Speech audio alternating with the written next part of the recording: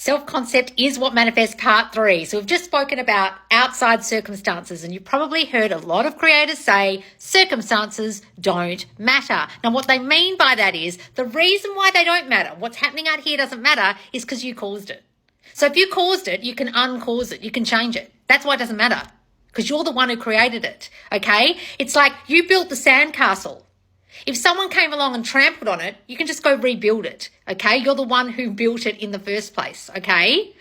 But your thinking might have caused the thing to get trampled. You might be like, God, I hope someone doesn't walk along. I hope the water doesn't come and wash it away. I hope, next minute water, next minute person, okay? You thought that it happened? Oh, fuck, have to rebuild. Some of you are having to rebuild from the shitty thoughts you had before. Now, my self-concept course delves into what those shitty thoughts are, because a lot of you aren't realizing what they are and they're fucking up your life. Now, I spoke about in my previous series about how I had an incident recently where something happened with someone and they misunderstood me. And I thought, my God, have I got really bad thoughts about them? But I realized it was actually an old subconscious thought I had about myself that I didn't even realize was there. That's why my self-concept course has got an assessment in it where you can test what your thoughts actually are. You can investigate them, because sometimes they're hidden and you guys don't know what they are. I didn't even know what mine were, and I've been working on this as a coach for years. Okay, so if a coach can't work out some of their really deep self-concept shit, you might not be able to either. That's where my assessment comes in. And the reason why you might need to do that is because your brain, your mind, your subconscious mind is very good at hiding and keeping hidden the things that hurt you, the traumas, the hurt, okay?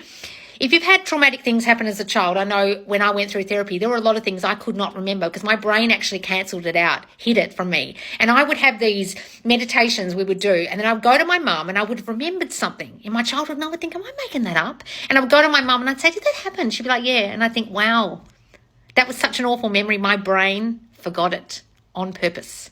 So that's what my self-concept course is about, guys. You might uncover things in it that you can't remember consciously, but subconsciously it's back there filed away in a filing cabinet that you've lost the key to, okay? And that's the key to changing your reality, because you might have patterns, especially relationship patterns, that keep happening to you. Like you keep breaking up after 3 months, or you keep getting in situations where you choose people that are emotionally unavailable or literally unavailable, like they always have girlfriends or wives.